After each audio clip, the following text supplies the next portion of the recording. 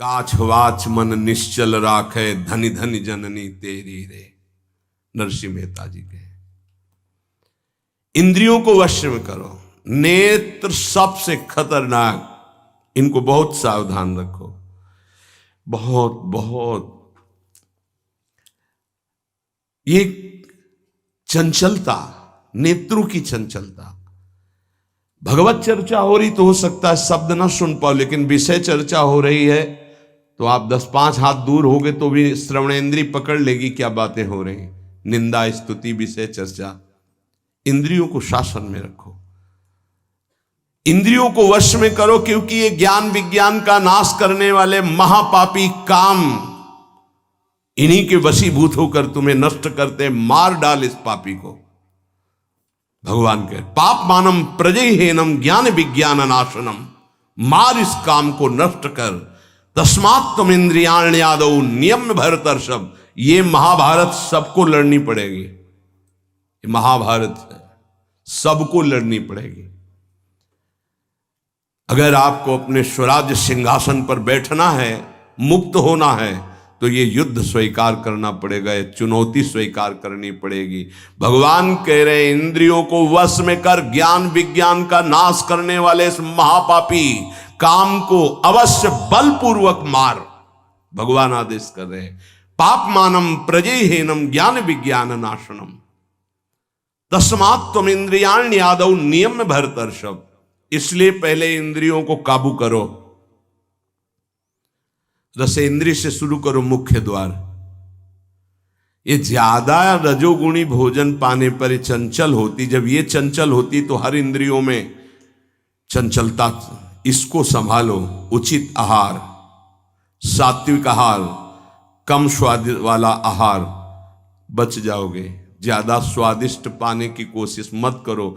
अगर रसेंद्रिय स्वाद नहीं छोड़ पाए तो जनेंद्री का स्वाद छोड़ पाना बड़ा कठिन हो जाएगा। इंद्रियों को विषयों में संयोग मत होने दो। भोग बुद्धि से प्रवृत्त ना करो। केवल जीवन निर्वाह बुद्धि से प्राण पोषण के लिए पहले यहीं से शुरुआत करो, रसेंद्री से। प्राण पोषण के लिए अन्न जा रहा है, स्वाद के लिए नहीं। आप नहीं हो भोक्ता, ये रसेंद्री का है। इतनी जबान में रखी गई पूरी बात। यहां के नीचे कोई मतलब नहीं है क्या जा रहा है, इससे यहां कोई स्वाद नहीं। बस ये 2 अंगुल 3 अंगुल का खेल है। इसे क्या गुलाब जामुन है या क्या, बस ये जहां अंदर गए ना तो फिर और कुछ मांगे होने लगेंगी। रसेंद्री से स्वाद। अब अगर जरा सा नमक कम हुआ तो हल्ला मचाने लगे, नमक लाओ थोड़ा कम है। भैया किसके लिए, किसके लिए स्वाद बना। कभी कभी तो मनाओ कि नमक डालना भूल जाए, फिर देखे कैसा लगता है। कभी कभी बिना स्वाद के भी भोजन पाना चाहिए। हाँ, ऐसा करो। मन चंचलता रहित हो जाए, इसके लिए सात्विक भोजन करो। अच्छे अच्छे पदार्थ इसको दिखा दो। हाँ, जैसे आज साधु सेवा भंडारा ऐसे जैसे होता है, कभी ऐसा उत्सव आदि में दिखा गुलाब जामुन। जब परोसने आवे तो क्यों आज थोड़ा उधर ऐसे बस दिखा, और वो चले गए। हाँ बोल दो अंदर से। हाँ, गरम गरम धुआं उठता हुआ समोसा, हरी चटनी, लाल चटनी और वो सेवई नमक वाली। हाँ ऐसे। अब ये खा के तुम ध्यान करोगे किसका, अब ये निर्णय तुम करो। ये चीजें खा के तुम ध्यान करोगे, प्रभु का तो ध्यान होने वाला नहीं।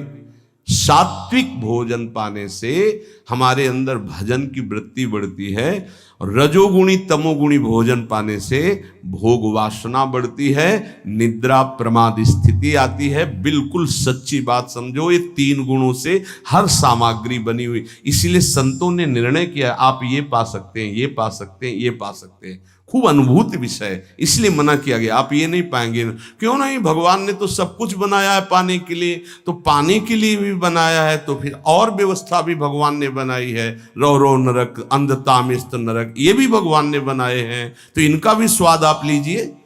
सावधान, शतोगुणी भोजन संयम पूर्वक पाइए, नाम जप करते हुए, और इतना कि बस लगे कि हाँ, थोड़ा वजन लगने लगे कि हाँ हो गया, बंद कर दो, शाम के फिर पा लेना। कोई तुम्हें तो ये है नहीं कि पता नहीं मिले कि ना मिले, कई दिन मिले कई दिन ना मिले। उसमें होता है कि अब जो मिला है डाल लो, पता नहीं कई दिन बाद मिले। तो आप लोगों को तो एक मिलता है, तो संयम में आपके पास व्यवस्था श्री जी ने सबकी कर दी। तो संयम से आहार, और अच्छे पदार्थ ना लो तो अच्छा है, अगर लो तो बहुत कम लो, थोड़ा। खीर हटाओ और सब कुछ अब पीने दो, तो वो मन, खीर में नुकसान नहीं है, गुलाब जामुन में नुकसान नहीं, वो जो मन को बढ़ावा मिला रसेंद्री के द्वारा, अब वो इतने में तृप्त नहीं रहेगा, वो और इंद्री को लेकर के भ्रमण करवाएगा हमको। और जब इसको मारना, जैसे मन हमसे गलती करवा देता है तो क्या कहो, गाल में मारो, तो त्वगेंद्री पिट रही, उससे क्या होना है। इसको कैसे मारा जाए, इसको ऐसे मारा जाता है, ऐसे। जैसे गुलाब जामुन, भैया आज हमारा पेट दर्द कर रहा है, वो कहेगा नहीं, कहो नहीं नहीं, बिल्कुल नहीं कहेंगे। वो जो मन को पीड़ा हो रही, अब वो पिटाई हो रही। साधक मन को वो दुलार करता, पीट नहीं पाता। इसको पीटना सीखो, बहुत जल्दी ठीक हो जाएगा। ये कहता है आज ये देख ले, हाँ हाँ बढ़िया है, चलो चतुरासी जी शुरू करते हैं। वो कहेगा नहीं नहीं, चतुरासी जी शुरू कर। उसको मारना है तो उसके विपरीत चलना पड़ेगा। साधक से गलती होती, मन को मारना है, और वो मारता और किसी को है। आज ये नहीं कहे, आज ये नहीं, आज ऐसे नहीं, आज अच्छा। मान लो आप परिक्रमा दे आए, तो शरीर को पीड़ा पहुंच रही, मन को कोई फर्क नहीं पड़ रहा। मन जिसको चाह रहा है वो चीज उसको ना दो तो उसको पीड़ा होती है, और उस पीड़ा को आप अपनी मान लेते हैं, इसलिए दुलार करते हैं। इस रहस्य को समझिए, मन की पिटाई जरूरी है, और ये इतने सुरक्षित रहता है कि इसको दुलार करना होता है, पीटना होता नहीं। इसकी पिटाई है कि ये जब जो मांगे आज ऐसे, तो दिखा दिया कि हाँ देखो ये है, मिलेगा नहीं तुम्हें पाने को, और वो जलन पैदा करेगा। 5 ही मिनट का चांस है, 1-2 बार केवल आएगा ये कि गुलाब जामुन गुलाब जामुन, फिर बाद में तो मिलना। और रोज कौन मिलता है, हाँ नहीं कोई बात नहीं है, धैर्य रखिए। और अगर वहां सब कुछ बना हुआ साथ में केवल खिचड़ी, तो खिचड़ी परोसा लीजिए, और वो जलेगा, आप देख लेना वो जलेगा। ऐसा क्यों कर रहे हो, इसलिए कर रहे हैं कि हमें श्री जी चाहिए। बदमाश, तुझे हम जो दे, फिर इसके बाद हमसे और मांग करेगा। संतों ने इसको ऐसे बस में किया है। बहुत कठिन, बहुत कठिन है। अगर सामने से मिठाई प्रिय है और वो निकल जाए, आप परोसाओ ना, तो आप देख लो, कामा संजायते क्रोधा, भौं चढ़ जाएगी अपने आप से। कितनी बड़ी चूक हो रही है। परम पद फीका लगेगा, गुलाब जामुन मीठा लगेगा, ये बहुत बेईमान है। आप इस बात से समझ, मतलब सावधान रहें कि इसकी चाल में ना फंसे, इसकी पिटाई जरूर करनी है। मन कहां से पीटा जाता है, इसकी मांग को ना कर दो, बस इसकी पिटाई शुरू हो गई। ये कह रहा है ये चाहिए, उसके विपरीत नहीं। अब वो जलेगा, जलेगा, पवित्र हो जाएगा। और उसने मांगा, वो आपने दे दिया, अब वो और मांग रख देगा, वो आपको परेशान कर। तस्मात् त्वमिन्द्रियाण्यादौ नियम्य भरतर्षभ। हे अर्जुन, ये राग पूर्वक जब किसी वस्तु को पाता है। अच्छा, और दूसरा उपाय, गुलाब जामुन पाना है, हाँ, या 5 गुलाब जामुन देना, थोड़ा नमक ले आना, और शांति। वो कहेगा नहीं नहीं, नमक, गुलाब जामुन पाना, मिला लिया, अच्छे से नमक मिला लिया, गुलाब नहीं नहीं, पाओ ना गुलाब जामुन। ये उसकी मार है। पर ऐसा साधक मारना नहीं चाहता, सब्जी साइड में करके एकदम दोना में अलग रस सहित जे ही ऐसे किया, पूरा फूटा मुंह में। तो अब वो मन का पोषण हो रहा है। हर वस्तु का ऐसे ही, सब हर विषय का सेवन ऐसे ही है। तो अब अपने लोग मन को तो समझ नहीं पा रहे, उसको पीट नहीं पा रहे, वो हमको फंसा के पीटता चला जा रहा है। बहुत पीटता है, देख लो, बहुत पीटता है मन, बहुत इसकी पिटाई चाहिए। कोई गुरु कृपा पात्र इसको पीटना शुरू करता है, यही उसकी पिटाई है कि इसके विपरीत चलो, जो मांग इसकी हो रही है उसके विपरीत चलो। जैसे बहुत बढ़िया स्वादिष्ट सब्जी बनी है, अब उस खीर भी परोसेगी तो खीर और सब्जी दोनों को मिला दो, न सब्जी का स्वाद न खीर का स्वाद, 2 रोटी 3, वो जलेगा कि यार तुम कैसा क्यों कर रहे हो, बस तुम कर लो ऐसा तो रसेंद्री ठीक हुई तो सब ठीक हो जाएगा। शास्त्रों में वर्णन किया गया धैर्यवान वही है जो रसेंद्री और जनेंद्री को, बस 2 इंद्रियों की चर्चा हुई और तो सब अपने आप हो जाएंगी। और रसेंद्री प्रधान, रसेंद्री ना हुई तो फिर आगे जो राग पूर्वक भोग, कोई भी भोग किया जाए वो बिल्कुल द्रवित हृदय में छप जाता है, बार बार पीड़ा पहुंचाता है, ना चाहते हुए भी साधक का पतन कर देता है। यही है, ना चाहते हुए पाप कौन करवाता है। आहार का बहुत बड़ा फर्क पड़ता है। अगर हम आहार पर संयम कर लें तो निश्चित काम पर विजय प्राप्त की जा सकती है। अगर आहार पर संयम ने, उचित आहार से आप देखना खाते खाते मर जाते हैं, लेकिन खाने की इच्छा पूर्ति नहीं होती। यही चमत्कार माया का। 2 रोटी डाल लो फिर भजन देखो कैसा होता है, देख लो ना आप करके। खट्टी डकार आ रही है यहां से, फिर भी शाम के बैठे हैं, आलू का पराठा और चटनी ये और वो, फिर जाके पचाने में पूरी ताकत। भजन कैसे करोगे? थोड़ा भोजन करो, खाते खाते मर गए यार। आज यहाँ का, कल वहां का, परसों यहाँ का, संसारी पुरुष इसी में लगे रहते हैं। सुनो, उतना डालो जितना प्राण पोषण के लिए। कभी ऐसा देखो कि पेट में वजन ना आने पावे। अगर आपको भजन बढ़ाना है तो पेट में वजन ना आने पावे,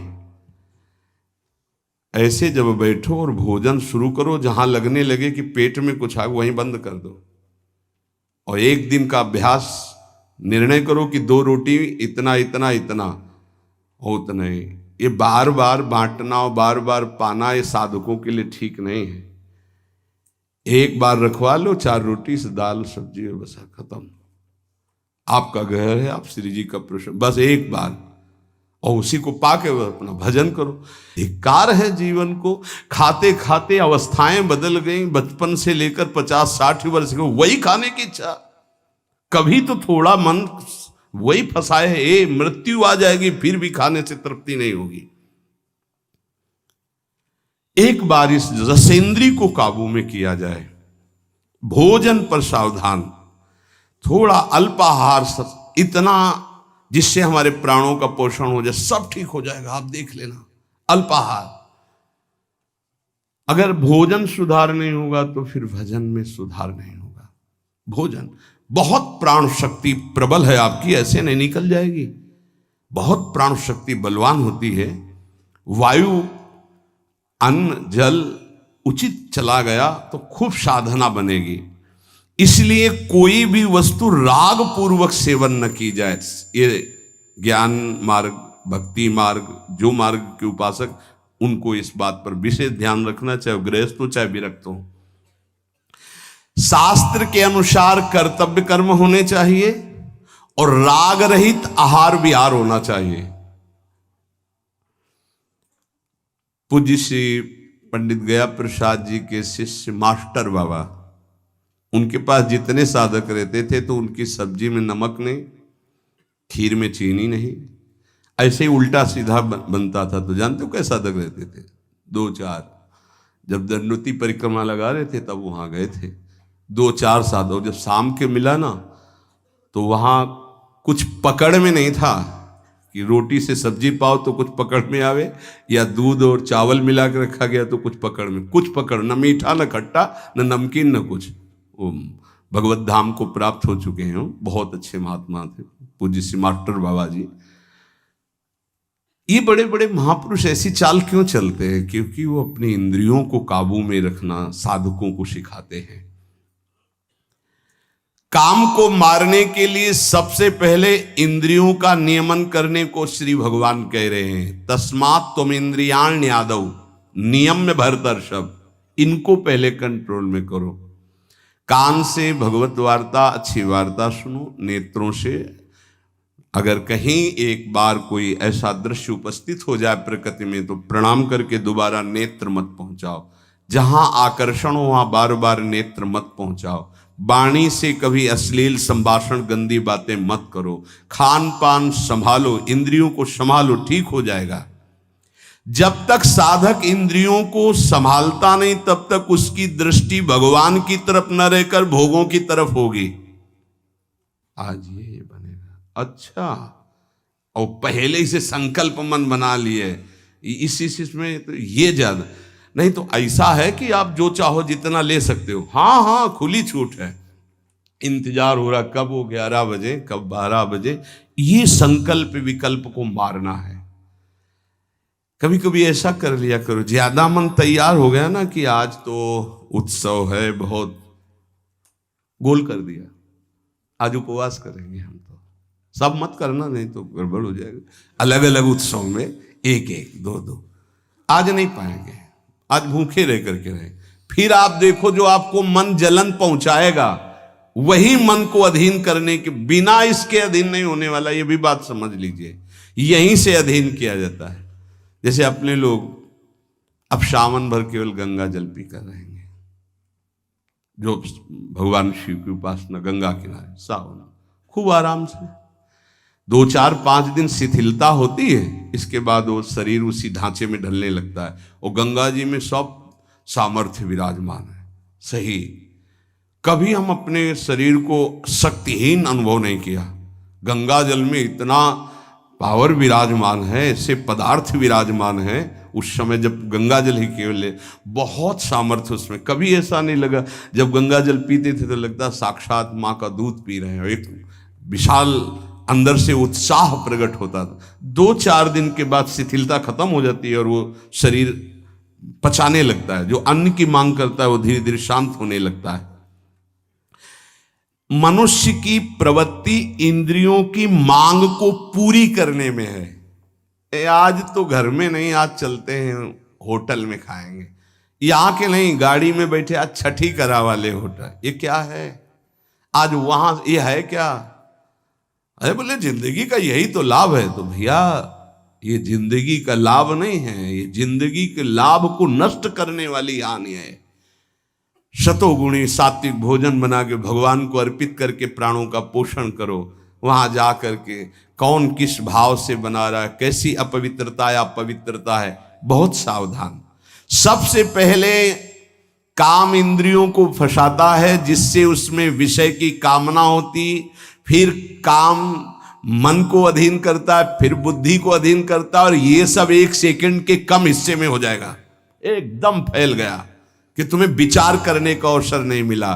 परंतु जो साधक इंद्रियों की कामनाओं में ही ब्रेक लगा दिया,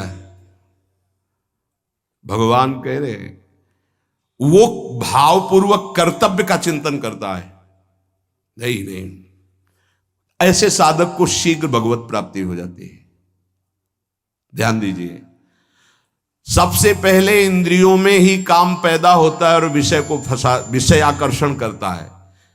और विषय जब कामना पैदा होती तो विषय कर्म करने की चेष्टा होती, कोई भी कामना किसी भी इंद्रिय की, और जो विषय कर्म में फंस जाता है उसका पतन हो जाता है।